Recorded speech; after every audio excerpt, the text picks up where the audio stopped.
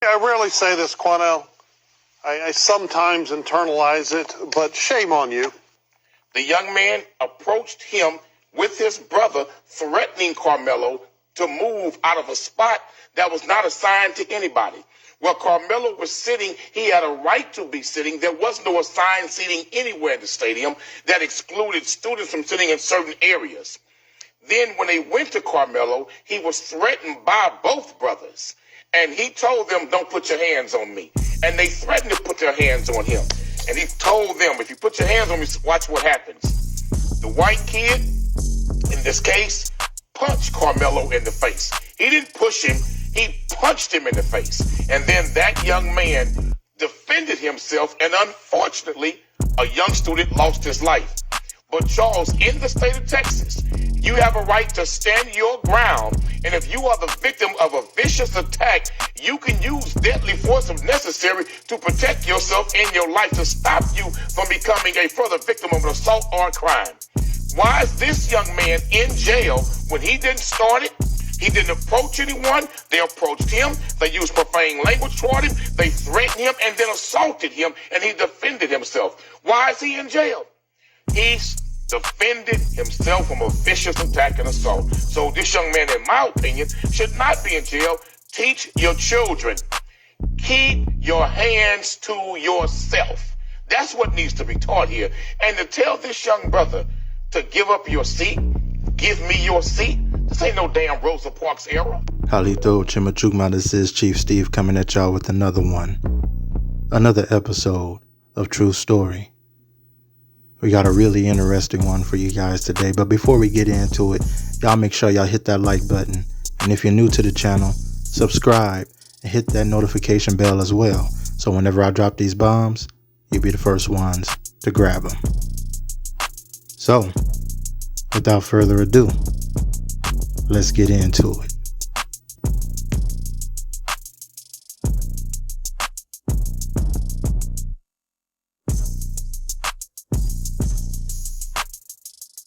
Y'all, a witness came out and made a statement in the Karmelo Anthony case, and I have to let y'all hear this because this is the piece I have been missing, that I have been waiting for the witnesses, for the students around the situation to see what happened, and this is what he had to say. Trying to get back to their cars, or this is the witness. Get in, places where they, wouldn't get all extra wet. Dude was sitting up under the tent, right? He was on his phone, right?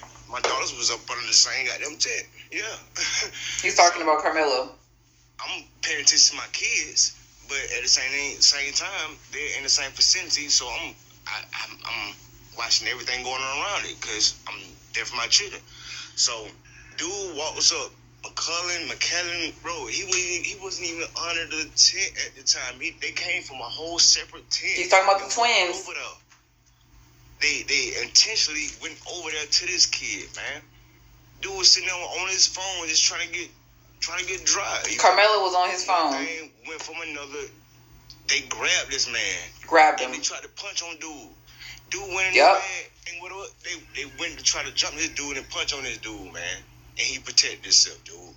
That's what happened. Mind you, this man does not know Karmelo. It was both of them, bro. Austin, that dude that's got unalive, and his brother, basically went over there to intentionally.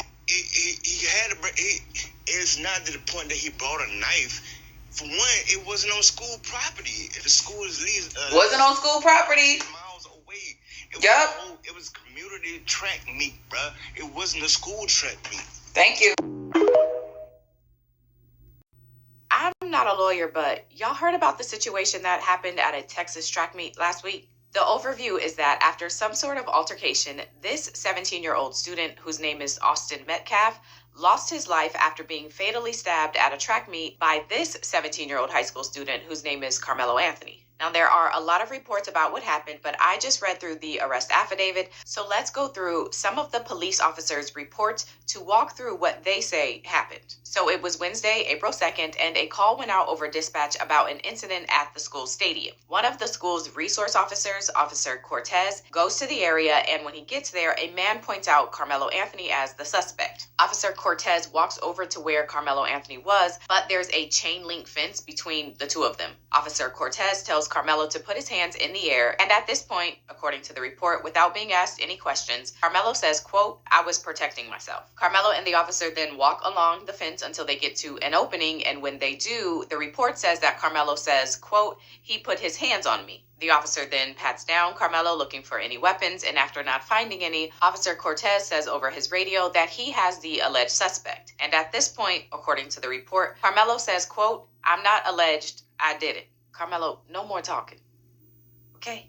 Around this time, another officer arrives to the scene, and she and Officer Cortez walk Karmelo to the squad car. The report says that Karmelo is really emotional, and he says, quote, "He put his hands on me, I told him not to."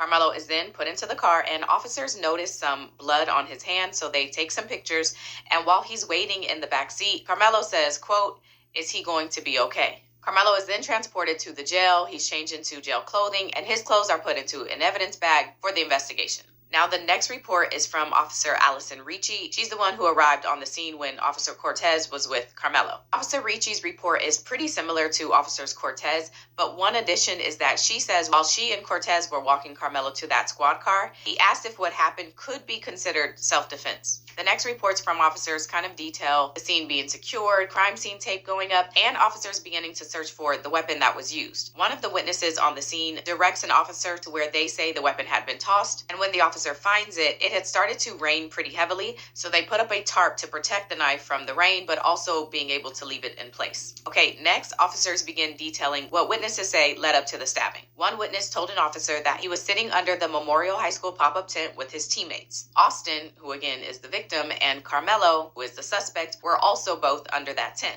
Austin tells Karmelo that he needs to move out from under the tent, and in response, this witness says Karmelo grabbed his bag, reached inside, and said, "Touch me and see what happens." Austin Metcalf then proceeds to touch Karmelo, and then Karmelo said, "Punch me and see what happens." This witness says a short time later, Austin Metcalf grabs Karmelo to tell him to move, and that's when Karmelo reaches into his bag, pulls out a weapon, strikes Austin with it, and then Karmelo runs away. And another witness told an officer a very similar story. He says that Karmelo was standing under that tent, and Austin told Karmelo that he needed to leave the tent because he doesn't go to that school. Karmelo and Austin then have some back and forth, and then Austin stands up, pushes Karmelo to get him from under the tent, and that's when Karmelo reaches in his bag and gets the weapon. So that's what we know so far. Karmelo has been arrested. He is incarcerated and charged with the death of Austin Metcalf. Both Karmelo and Austin's family have made GoFundMes and made some statements. Austin's family says he was a bright young man with a great future ahead of him, a leader of men, and that his smile would light up the room. Karmelo's attorney, on the other hand, says that Karmelo says that this was self-defense and more facts need to be developed to figure out what happened that day. Karmelo's attorney says he doesn't have any reason to think that this situation was not self-defense. So those are the facts right now. Karmelo's attorney has asked that his bond be reduced, so we'll see what new evidence and information comes out, but overall, this is a really sad story. Have y'all been keeping up with this one? Word to the wise, don't talk when you are with officers. Say nothing. The first time Hunter Metcalf told the story, he stated that Karmelo Anthony got aggressive after he was approached by Austin Metcalf, which is Hunter's brother, the one who lost his life, right? Again, Hunter said his brother approached Karmelo to tell Karmelo that he had to leave. Then Karmelo got aggressive, and we know what happened after that. Your mom told me that you were there. Yes, ma'am. If you don't mind, what happened? There was this kid, before I knew his name now, this kid was sitting under our tent at the track. We asked him to move. He started getting aggressive and talking reckless. And my brother stepped in and said, "You need to move." He's like, "Make me move." Austin grabbed his backpack. The kid, I tried to whip around as fast as I could, but I didn't see. The second time he told the story, he said that Karmelo came and sat behind him and just started saying crazy, reckless things that prompted him to turn around and say, "Who are you?" And that's when his brother got involved and asked him to leave. The key difference between the story that he told the first time and the second time is that the first time he admits that his brother was the one who made the initial contact with Karmelo.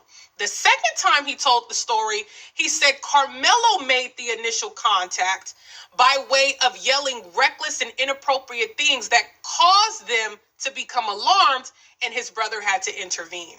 I wonder why he would do that. Very convenient. Really bad storm in the morning, and they had a lot of delays. And me, my brother, a couple of kids were walking back from the field house of the middle school because we attended that middle school when we went to middle school, and we were saying hello to old coaches and catching up with them. And then we're walking back to our stand. We put our tent up so all the bleachers were right there. We're not wet from all the rain. We come back, we sit down, and this kid said something behind me. I've never met this kid in my entire life. I never knew who he was. Said something just inappropriate and uncalled for. And I turned around and asked him who he was. He started getting really aggressive. My brother stepped in. He started being, how he always is with me, just brothers, just having my back. And things started getting more higher intensity. And the kid said some aggressive stuff, reckless stuff, and also try to handle the problem. And Austin was always one to step up. He always was one to step up and be the person that would do the right thing. And he was doing the right thing by saying to this gentleman that you're not supposed to be in this tent. This is because they have personal items there. A lot of stuff gets stolen, just like that, just precautions and stuff. And our coaches always told us, don't let, other schools, mess with our stuff. Just sit around. How are y'all upset that $150K was raised for the Anthony family when over $2 million was raised for Perry in his defense? When this case could really be a self-defense case because somebody actually put their hands on him. But in the case of Daniel Perry, Jordan did not even speak to him, let alone touch the man, and he was choked out.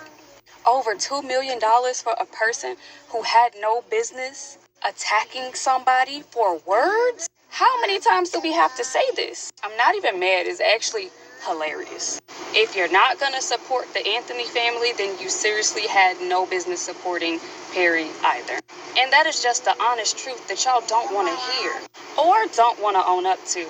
Like I said in my last video, this here is just a lack of accountability mixed in with the history of America. No one should get away with what those men did. But one did. So why can't the other? That's all I'm asking.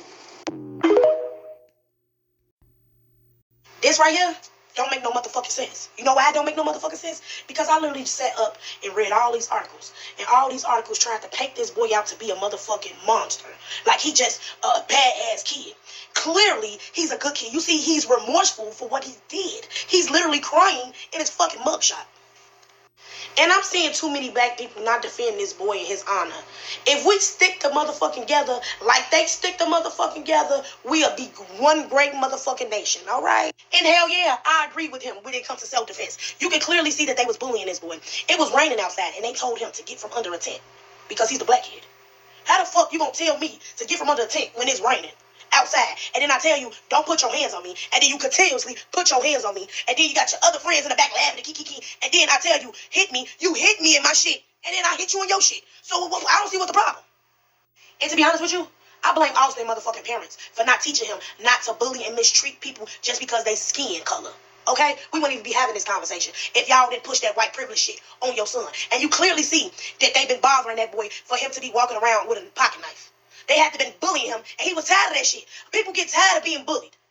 You think kids just walk around with pocket knives for nothing? No, he was tired of Austin ass fucking with him.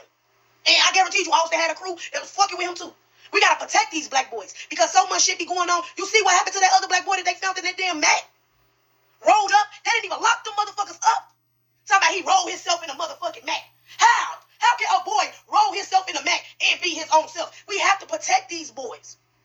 And he knew his life was in danger because of boys like this.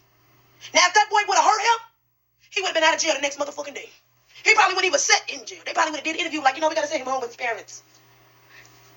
The world right now is so injustice. Like, it's just crazy to me. I hope this baby get out of jail. And I hope they lower his bond or trial him as a teen. He didn't try to do that shit. He was just sick of them fucking with him. It's one thing if he was viciously stabbing. He stabbed him one time and ran. That means he was sorry for what he did. And y'all gonna paint this boy out to be a fucking monster? It's insane. Hey, I'm gonna just tell y'all just like this. I'm gonna pray for this boy. And I hope he get out. And I hope he could tell his story of everything that's went on. Because once they drop the documents of him telling what this boy been doing to him, and this boy been fucking with him, and y'all did nothing to help this child. Y'all did nothing to help him. He took it in his own hands. Now y'all want to lock him up for murder? When he been telling y'all this motherfucker been fucking with him? And he put his hands on him? And he kept asking him to not put his hands on him? He told him, you put your hands on me, you're going to see. And he fuck around and found out. I'm sorry, nobody has the right to hurt the next motherfucker, but that boy gave him fair motherfucking warning. Fair warning. Free him. I don't got time for it. Free his ass. Let me say this to all those who say Karmelo provoked it. Austin, when he said, touch me, you gonna see. See, it's a cultural burden for you, so you guys don't understand. Y'all looking at that as a threat. Y'all looking at it as provoked because the culture burden. You don't understand what's going on. But any black person, all right, any black person, just ask any black person, all right, they would tell you very easy that if a person say that and they got a bag, go the other way. They are at their breaking point. They are at that point where they ready to risk it all out of fear and desperation. All right? So that wasn't a provocation. That was basically his breaking point. And I can't believe that boy went so far and went past that line anyway. Teach your kids to keep their hands to themselves, man. I'm not justifying this. Thoughts and prayer with all the family. Believe me when I tell you, because I love all people. All this could prevent it if you just stop trying to bully people. Not saying we don't have our all problems, but the truth of the matter is that the egg don't come before the chicken. Every action has an oppositional reaction. The Pokemon would have never been exposed if he was never attacked. Bottom line. You will never. They keep telling us we don't unify, but Karmelo Anthony just raised $250,000 for his GoFundMe for his attorney's defense. Stop letting them tell you that we don't unify. That's a lie. We just need to do it more. That's all. Why does he have a knife at a track meet anyways? Shit, I don't know. Probably the same reason why Kyle Rittenhouse had a high-power automatic weapon at a peaceful protest.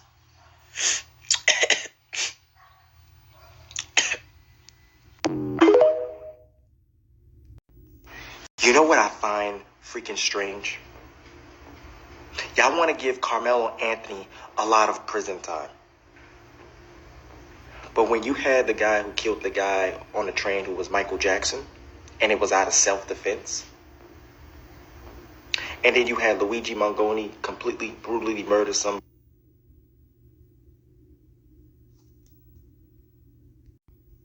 You know what I find freaking strange? Y'all want to give Karmelo Anthony a lot of prison time. But when you had the guy who killed the guy on the train who was Michael Jackson, and it was out of self-defense,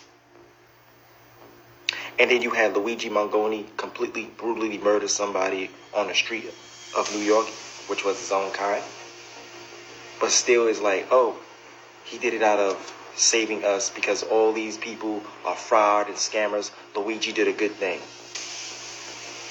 But soon as Karmelo Anthony decides to do something, throw him in jail. Give him a lot of prison time. He deserved the death penalty.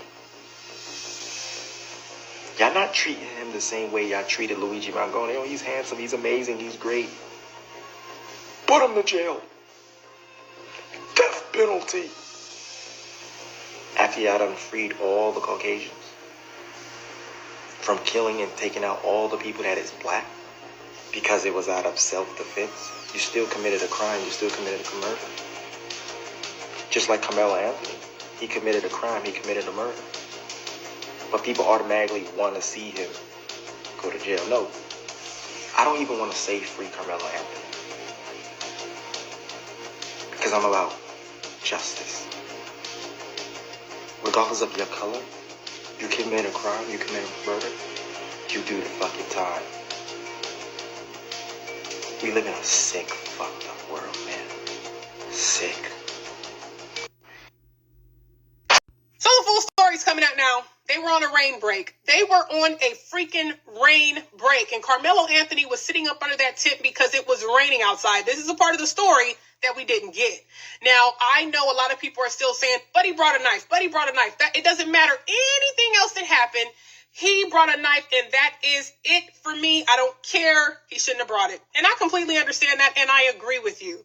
I still cannot understand why he brought a knife in the first place either. But what I will say is, if someone is sitting up under a tent because it's raining, right? Because remember, when this story first came out, there were people who were white people who were saying that Karmelo Anthony was looking for a fight and intentionally sat under the tent waiting for someone to try him so that he could use the weapon on him. But that's not the case. The truth is, it was raining outside, so he sat under the tent because it was raining and everybody was on a rain break. He probably wasn't even thinking that much into it, right? So now what? Now the stick has moving. Now all of a sudden it's, well, he should have just fought him like a man. How about keep your hands to your freaking self? How about that? How about if it's raining outside and someone's sitting there to stay dry? How about we just say, you know what? I wouldn't want to be wet either. Just let him stay underneath the tent because it's raining. You know you ain't supposed to be over here, right? Well, we don't want to hear that. He should have fought him like a man. He should have did. How about don't approach people, period? And to me, even if it wasn't about race, all of this just seems to be ego, right? You see him sitting under your tent. You don't want him there. Do you own the goddamn tent? I thought the tent was from the school. If ain't nobody else tripping, why are you? And then when he tells him, because this is the story that's come out, right? He tells him to move, and Karmelo says no. He says, make me move. And they say that Austin got up and tried. Breaking news, Karmelo Anthony family has broken their silence. There has been an update in his case. Karmelo still remains in police custody with a $1 million bond. In a statement released Monday, April 7th by the Anthony family's attorney, they expressed sadness that a life was lost, and the Anthony family offered their condolence and prayers to the family of McCaff. This will certainly be a long road ahead, and during this challenging time, we ask for prayers for both families, and we ask your patience and respect for the legal process as we seek the truth. The statement read part. Defense attorneys Billy Clark and Kim Cole said they are committed to making sure Anthony is given a fair trial and seeking a reduction of Anthony's excessive $1 million bond. There were multiple witnesses there, and they stated that McCaff walked up to Anthony while he was under this tent and asked him to leave the tent. And he told him, touch me and see what happens. This is going to be interesting because a lot of people are bringing race into this. Karmelo is already being judged. You have people online calling him a murderer. They're calling him a typical young, you fill in the blank. All kinds of racist rhetoric that's going online right now. So yeah, for a group of people who says they don't want this to be about race, the first thing they do is bring up the race. So again, I'll be watching. You know what's getting me the most about this Karmelo Anthony situation is that they act like those boys were not the aggressor. Now, you can say all the facts about anything else, but the fact is, those boys approached him. Those boys put their hands on him. Those are twin boys. You think one is about to jump in something and the other is not? And on top of all of this, y'all act like children actually feel protected inside of schools. Y'all act like children do not have to defend themselves inside of schools. You can even take out the race aspect, but adding in the race aspect, young black boys have not been protected. Especially in these stand your ground states, because that law has been used to take their lives as well. Austin put his hands on somebody and FAFO'd. And it's sad because nobody should lose their children, but everybody should keep their hands to themselves. And the same people who's going against Karmelo is the same people who was supporting Daniel Penny for choking somebody out who did not even put their hands on him.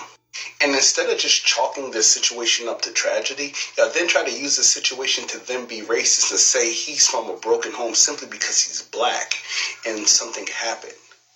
When Austin is actually the kid from the broken home. So how do you think that played on two twin boys' aggression? Metcalf's murder was not self-defense. Stabbing someone in the heart just because you disagree with them or have an argument with them is not self-defense. It's murder. So, if you follow me, you know I've intentionally avoided discussing the case of the death of 17-year-old Austin Metcalf at a track meet in Fresno, Texas at Kirkendall High School. At this time, Karmelo Anthony here, who went to a different school than Austin Metcalf, has been arrested and charged with murder and is presently being held on $1 million bond in connection with the death of Austin Metcalf. So I wasn't going to get involved in it until I had time to analyze the information I had and go over it to my satisfaction. And once I saw this Rocket Raccoon enter the chat, I knew it was time. So, Andre Williams, is this you? Of course it is. Let's get it. So, Texas has a stand your ground state. And basically it means that you do not have to retreat in the face of aggression from others. You have a right to defend yourself. And self-defense can be used to justify deadly force. That's the law in Texas. Now, Andre said the following. Metcalf's murder was not self-defense. Stabbing someone in the heart just because you disagree with them or have an argument with them is not self-defense. It's murder. Only words you say. Let's investigate. Now, I know how you all like Fox News, so I thought I would use Fox News as this source because according to the arrest report they obtained, Metcalf, which was be Austin, reportedly told Anthony, who is Karmelo, that he needed to move out from under the Memorial Team's tent. Like, this is some Jim Crow era BS, but I digress. Moving right along. Anthony, Karmelo, grabbed his bag, opened it, and reached inside and said, "Touch me and see what happens." So Karmelo gave plenty of warning to leave him alone. And Austin stood up and pushed Anthony to get him out of the tent. And in response, he went home to meet his maker. And just in case this isn't enough, let's listen to what Austin's twin brother, Hunter, said about the situation. There was this kid, before I knew his name now, this kid was sitting under our tent at track. We asked him to move. He started getting aggressive and talking reckless. Now, if I'm not mistaken, white people have spent decades telling black people that reckless words like the N-word are not worth fighting about, right? They're just words. You shouldn't be putting your hands on anybody because somebody was talking reckless, right? Let's continue. And my brother stepped in and said, "You need to move." And he's like, "Make me move." Austin grabbed his backpack. This kid, I tried to whip around as fast as I could, but I didn't see the stab. But then I was my So Hunter confirmed that his twin brother Austin made the first physical move. And that goes in a line with what the other witnesses said, that Metcalf touched Anthony, and another one said that Metcalf grabbed Anthony. Either way, we know that the physical aggressor in that situation was Austin Metcalf. And this unfolded in Fresno, Texas. And of course, they have this stand your ground law. And according to the law, you are not required to flee from another party. You can stand your ground under the law. You are also legally permitted to use force in self-defense. Now, don't argue with me, argue with your mama. Now, let's get back to this glizzy swallowing Rocket Raccoon. because he wasn't just satisfied with his misinformation, he had to regurgitate a few talking points of white supremacy. Black people should be ashamed. So for all these black people out here defending it, this is why people are very tired of black people in this country. We defend criminals. We defend all the worst elements of our community. And people are tired of it across the board. It does not matter with the racial group. White, Latino, Asian, it does not matter. People are tired of this shit. It's disgusting to see black people do this, but... What? Yep, he's on Karmelo. So you're saying the good white folks are tired of us defending people now, even though we're using the law that they use to defend themselves to defend them with. I get it. But what were the good white people tired of when they were lynching us and making postcards about it and sending around the country? What had black people done to make white people tired of us during Jim Crow, when we had to have separate water fountains and bathrooms and a plethora of other things that we had to pay for with our own tax money? What were those good white folks tired of in August of 1955 when they murdered Emmett Till?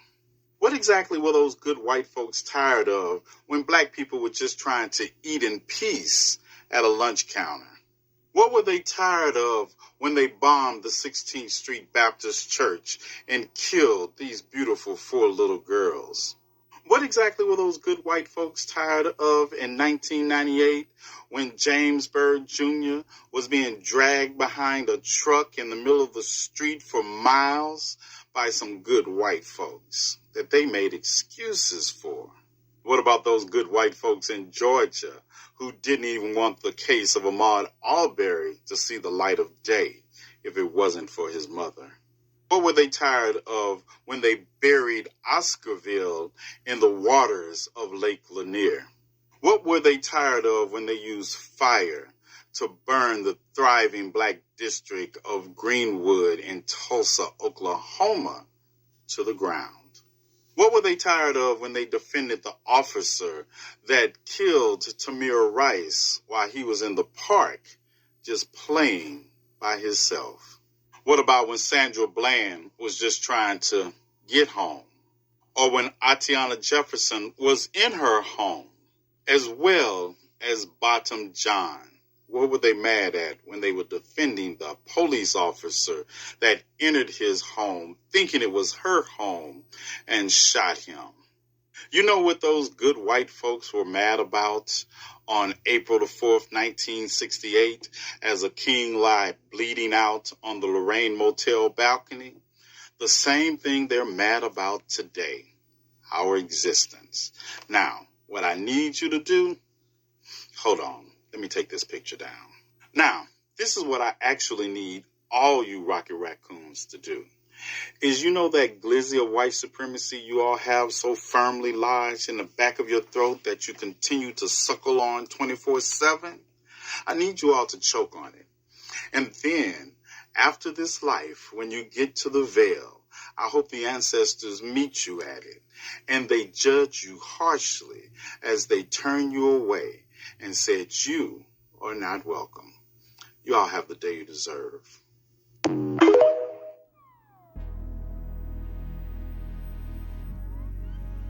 Alrighty, y'all, halito. So if you guys haven't noticed, this is a ongoing current event that is affecting our community, and particularly the Anthony family.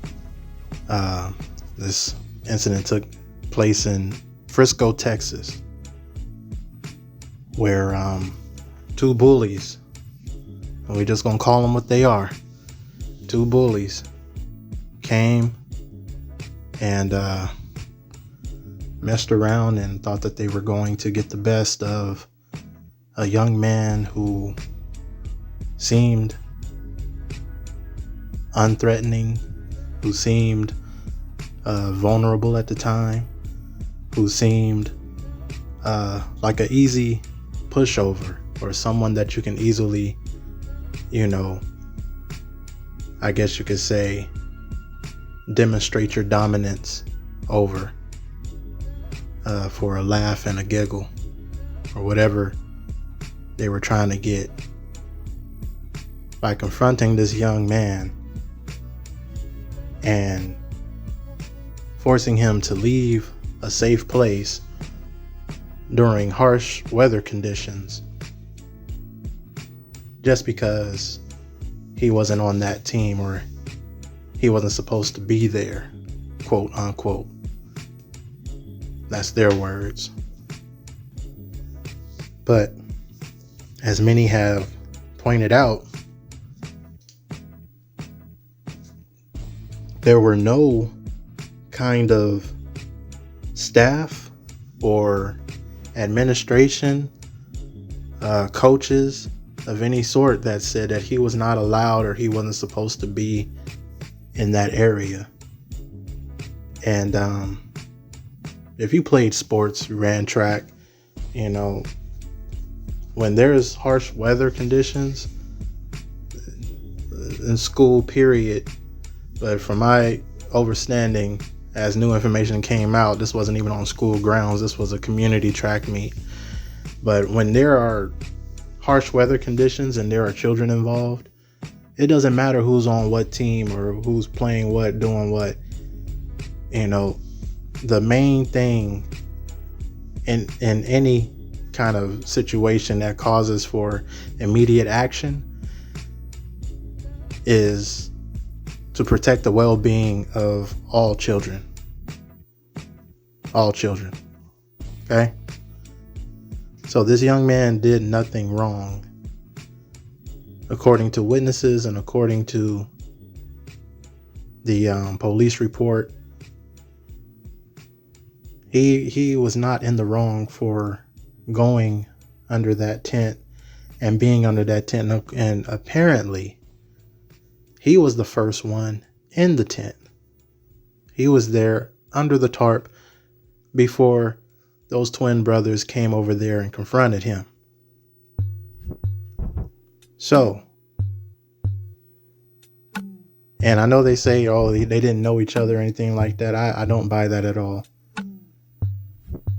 Because if you are being confronted by someone and your last resort is to defend yourself by all means, there has to have been some kind of backstory that's not being told, some kind of interaction that has happened prior, or he knows, there must be some kind of reputation that follows these boys, especially them being, football players and being, I'm sure they're popular in their many perspectives.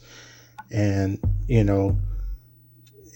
there's something that's underlying under there to where he felt in that moment that he had to give that person an ultimatum, let that person know not to touch him. And for that person, supposedly not knowing who he is, for him to just out of nowhere just decide that hey, I'm just gonna push these limits. He ain't gonna do nothing. He's just and then one thing leading to another, the aggressor, the bully, ends up getting put down. There had to be some kind of underlying story behind there, since they don't want to make it about race or anything of that nature, because that's the only reason why I would see how somebody would just come up to someone and start trouble and try to exclude them or isolate them from a situation, from a general population. It seems to me like that's discrimination in some kind of way. And I'm sure had it have been another young man or somebody else that was, that they did know, or even if that they didn't know, I'm sure it wouldn't have came to that kind of conclusion. There was malicious intent behind what these boys did. And this is all allegedly. I am no lawyer. I'm not tied to this case in any kind of way. I am just a YouTuber creating content, putting my 2 cents, my opinion out here, and bringing awareness to a current event that has affected my community, which is the indigenous copper-colored Aboriginal community, the American Indians.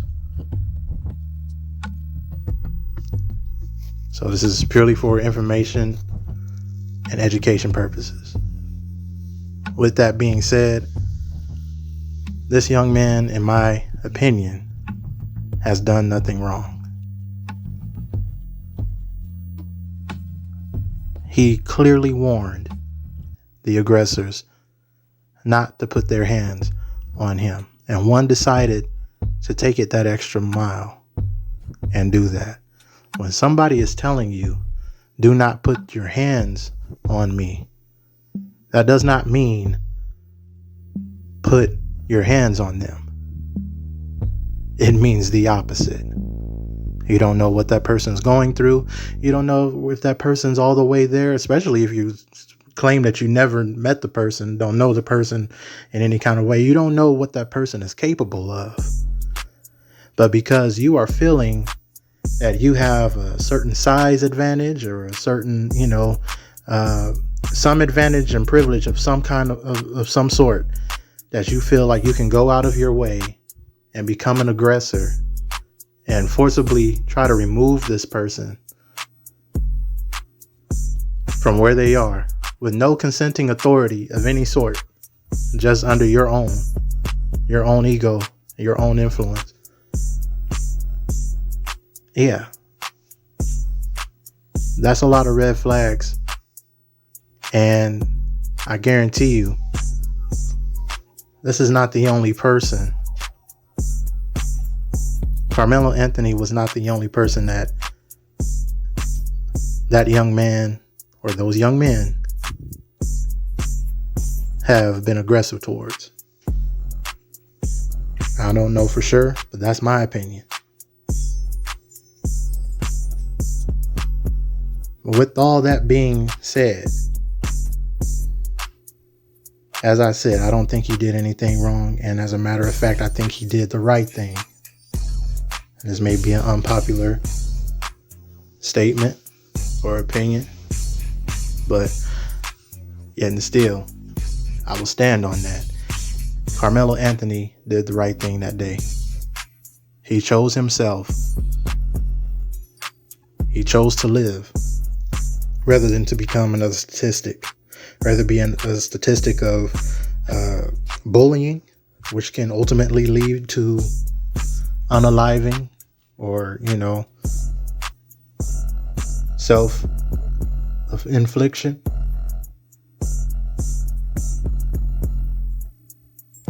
And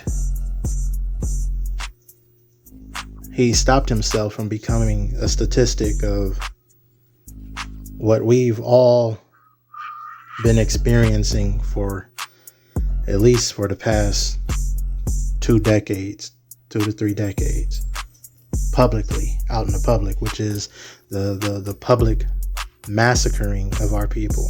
And honestly, I mean, isn't it getting around that time, right after an election, going into the summer months? You're trying to get people riled up and they're trying to start their rituals again. So even if it's, I've even heard some people say, well, now it's in reverse, and now this could be a fake story, and this could be a psyop, and still trying to cause division. And you can think what you want to think, and say what you want to say, have your opinion about it, but yet and still, this is better to me. This is better than having to sit here and report that another one of our young Nijis, I know they like to say YNs, right? Well, I call them my young Nijis. Another one of our youth being put down by a predator, an aggressor, because they were just in the wrong place at the wrong time. And this brother happened to be at the right place. He did nothing wrong. Yet, at the same time, those aggressors and those bullies were on a whole nother time. So right place, and it ended up being the wrong time for that person to try to mess around and try to establish some kind of dominance over this young man. Self-defense is a necessary action. You must defend yourself and protect yourself at all costs. And I always say that we have to protect one another out here. You know, we always have to be steadfast, and we have to stay vigilant and always be alert and aware of our surroundings. This brother, this young man, did just that. He was aware of the situation. He went with his instincts, and although it cost a life, his life was saved, was spared. He saved his own life that day. Because had things have gone south, and had he have just fought him, and there are reports saying that they have had squabbles and things like that before, so obviously they knew each other, or they knew of each other. But then, like I said, that's all allegedly. But if that was the case, if things were to have gone down south and, you know, let's say old boy would have just got whooped instead of being taken out completely, what is there, who or what is going to guarantee that those boys or anyone else, because you got to realize where they at. They in Frisco, Texas, was not going to take it upon themselves to retaliate in some kind of way, shape, or form. And we know how these things go 9 times out of 10.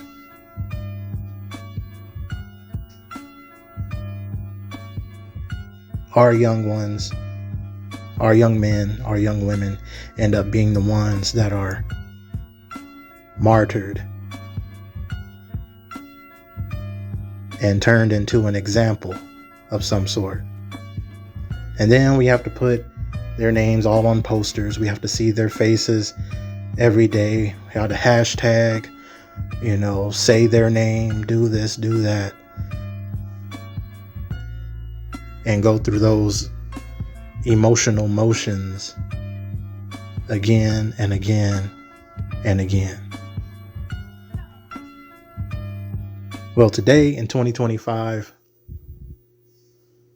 one of our young Nijis decided that they're not going to be a part of that statistic. They're not going to even give this person a chance to make them a statistic. And if they had to choose themselves over another, they are willing to do so. And that is the warrior way. That is the way of our warriors. As indigenous copper-colored aborigines, as stewards of this land, as protectors of this land and all of its inhabitants. That is the warrior's way. He defended himself. He protected his space. Despite what others may have thought about it, despite of what could have possibly been the consequence, the bottom line is his instincts had kicked in, and he made it up in his mind that I'm not going to be the one today. And if it's not today, I'm not going to be the one tomorrow or whenever we see each other again. Because it's obvious that these young men, all of them, they are no strangers to weaponry. They are no strangers to, whether it comes to hunting, or whether it comes to, the handling of weaponry. We've seen all parties having photos with their, with their respective weapons of choices and things of that nature. But the thing is, there wasn't even any shooting. There wasn't even any, it was just a mere tool of protection and warning that was given before it was utilized. And the man only hit him one time with it, and that was enough. He was done. Now, if there was any kind of maliciousness and ill intent, don't you think that he would have stayed on that man, or he would have stayed on him and would have really drugged that out? He wasn't even thinking about that. The man was literally in fear of his life. And as soon as he took the proper moves and procedures that he needed to take, he immediately excused himself from the situation. Of course, adrenaline, fight or flight, emotions are running. Yet at the same time, this young man was very conscious and aware of what he'd done. He's not playing the mentally ill card. He's not playing the, oh, I blacked out card. He's not playing the, oh, woe is me card. He openly admitted that he did it. It's not alleged. I did it. That is a warrior right there. A warrior takes accountability and responsibility for all of his actions. This young man, this young Niji, has warrior in his bloodline. And today, well, not today, but that day, his ancestors showed up for him. Those genetics kicked in. Now, them opposite ones, the ones that are not like us, they can call it whatever they want. They have all kinds of labels for us in our behavior. But one thing that you won't call him is a martyr, is a victim, is another statistic. Because this young man chose life. And for that, he has completely earned my respect. Outside of the action itself, which I don't condone any unaliving whatsoever, but I do condone self-defense, protecting yourself by any means necessary. That I do condone. But outside of that action, the young man is a 4.0 GPA student. The young man was working 2 jobs to provide for himself and his family. And all at the same time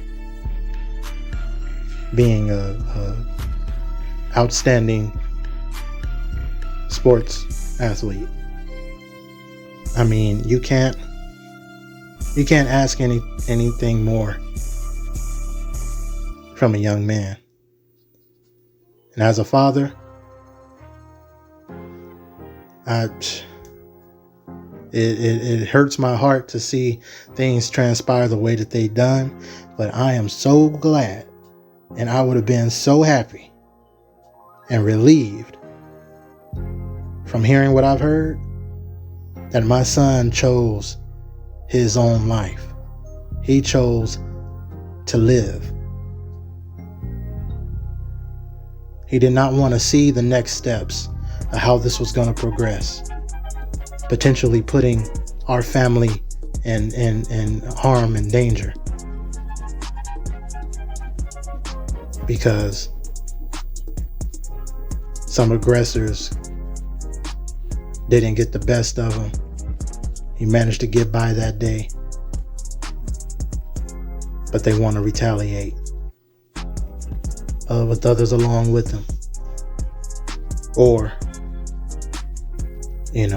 him just being taken out altogether and just leaving a void of emptiness and sorrow within the family. Yes, I'm happy that he chose his life. And as his father should be happy as well. That doesn't mean that it doesn't hurt, because a life was taken. And my condolences do go to the other family. I'm not completely heartless or emotionless on that note. Yet at the same time, questions have to be asked and answers must be given. And that's between them and their source of higher power, or their maker, whatever you want to call it, their conscience. That's between them. Just like they leave us to our own devices after these times when it's the other way around, we have to leave them to theirs. We are minding our own business. And on that day, Karmelo Anthony stood on business, and I applaud this young man. I'm proud of him. He has my full support. And not only mine, but those of the indigenous, aboriginal, copper-colored community, the American Indian community, the true Americans. We stand by this young man. And we applaud this young man for choosing life and not succumbing to a false ideal or sense of supremacy. Those days are over, and I keep telling you all this. The day for us just lying down and taking what's given to us is over. The times for getting a reason, having a reason of any kind of sort to get out and march and protest and cry and wail in the streets and scream at a people who don't give a fuck about us, it's over. It's over. And they say they don't want to make this a race thing. Well, let's not make it a race thing. Let's not. I agree. 100%. 1,000%. Let's cut this black and white shit out.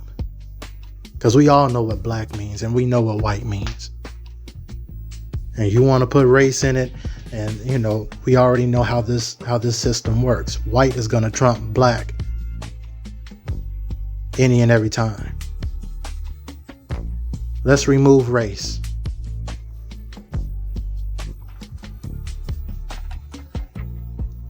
You had a young man minding his own business. And then you had some bullies come over to where he was to start trouble. Young man warns those bullies. Those bullies do not take heed to the warning. They proceed to get aggressive. Young man defends himself. Bully gets taken out. And now, they want to paint this young man who was minding his own business as nothing more than a common thug. When really his backstory says the complete opposite. No prior violent charges or engagements with law enforcement on any kind of negative way, from my understanding and from the research that I've done, that I've seen. He has no reputation of violence.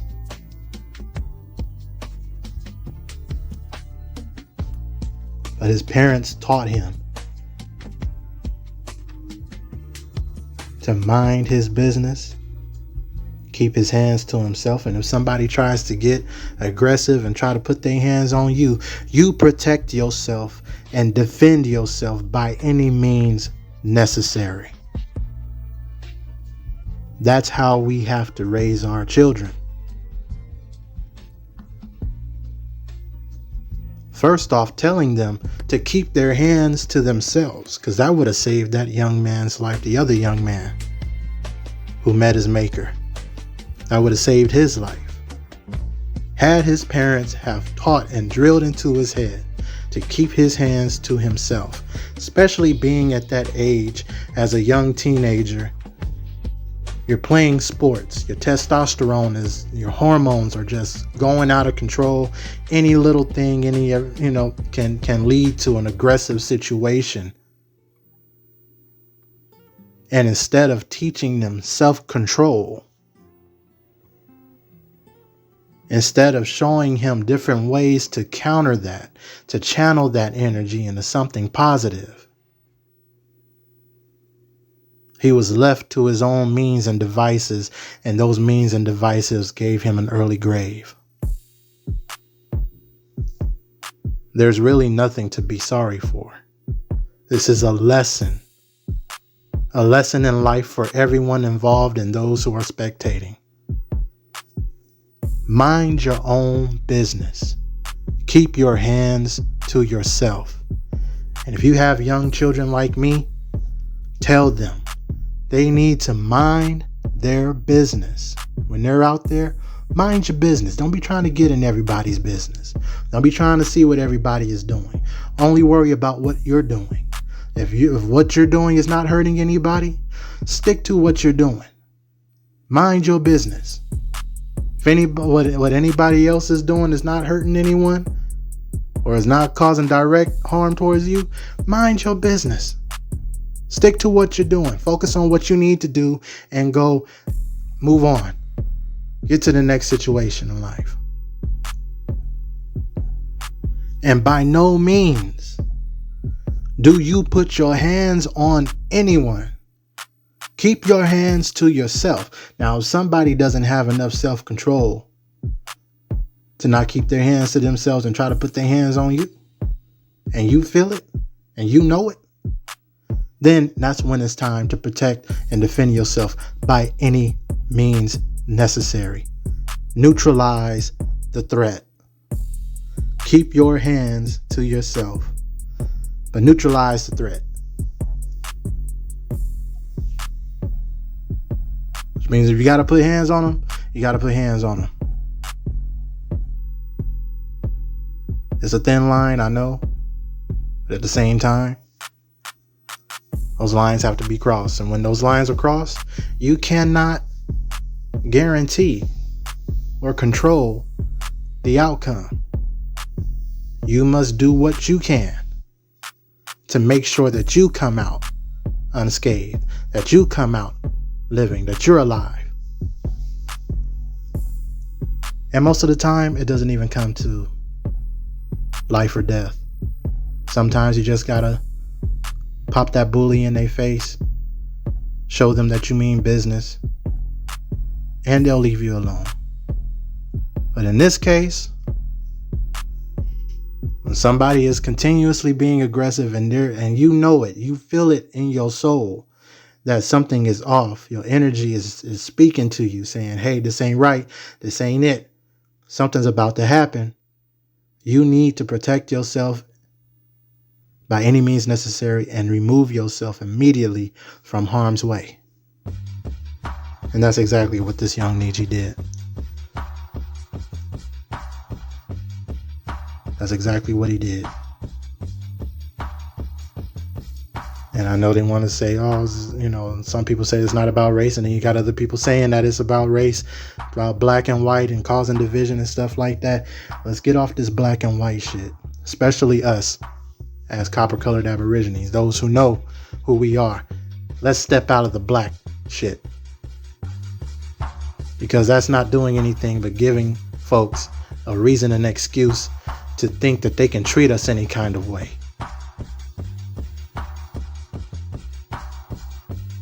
Because in the eyes of someone who looks at somebody who's black and see the spectrum of white and enforces in their mind white supremacy, black shouldn't exist. Black is nothing to them. Black is everything negative and should be removed from this earth.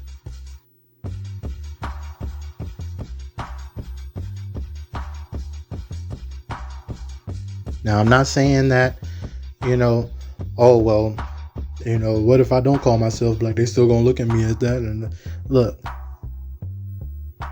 even if they do, you know who you are. You know how much your life is worth. You're not going to succumb to any kind of inferiority, false sense of inferiority, false sense of supremacy. Why? Because you know who you are and where you stand. And being fully conscious and aware of self, instincts will kick in because you know the value of your life. You know how much you are worth. You know that your life is priceless.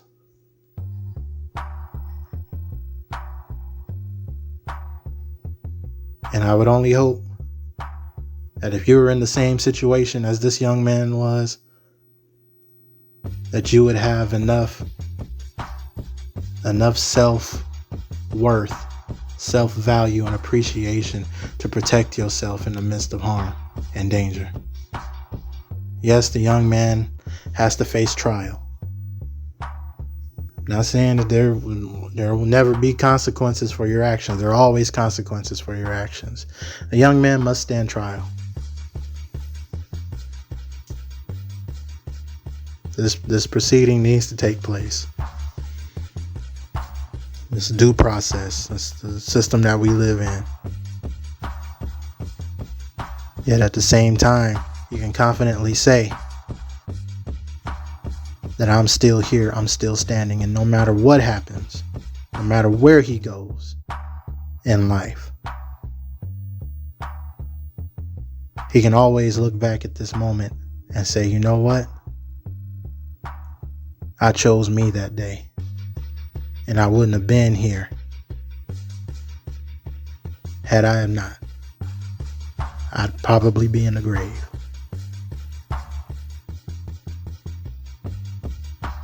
So instead of getting down on this young brother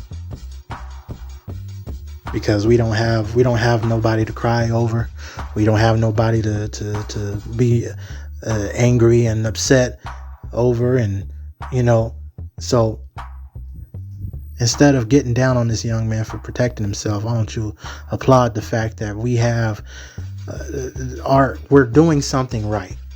Okay? We're doing something right. This generation is doing something right. We finally decided that enough is enough, and that it's time to protect ourselves and to protect one another.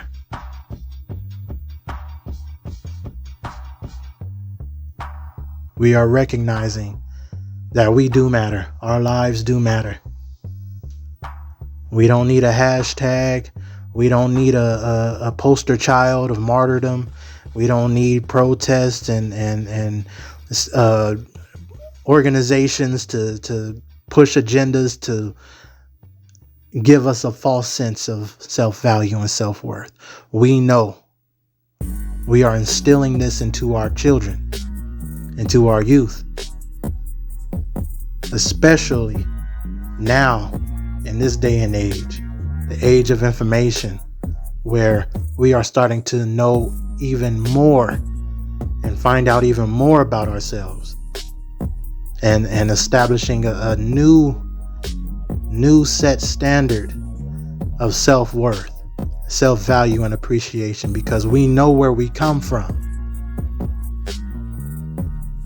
Today is the day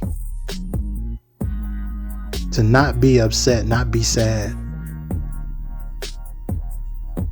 but to be grateful. Grateful for what we have. Grateful for that. Grateful that we have outstanding parents that are teaching their children not to fold to someone that looks different than them. Oh, when you see this young man, when you see them coming across the way and they trying to get it, just walk the other way. Just don't bother them. Don't, they try to push you around and try to hit you. Just turn the other cheek. Don't do that. Don't look at them. Just do what you can to get away from them. That doesn't work when you're in the midst of predators.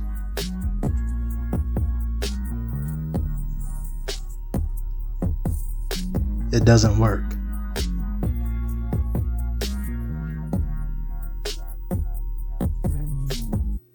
And I'm just glad. Like I said, I'm glad. It's bittersweet. I hate that this young man has to face the challenges that he's gonna have to face going forward. Yet at the same time, I'm happy that he chose his life and that he set the example. There's a new example being set. Protect yourself at all costs. Protect yourself at all costs.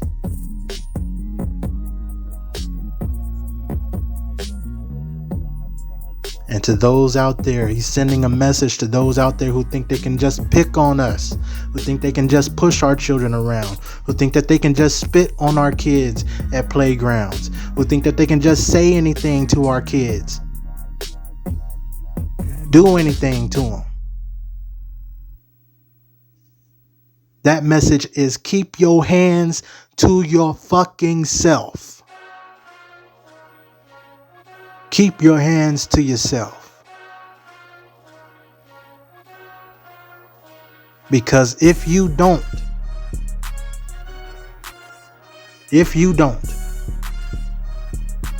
you will see. Fuck around and you are bound to find out.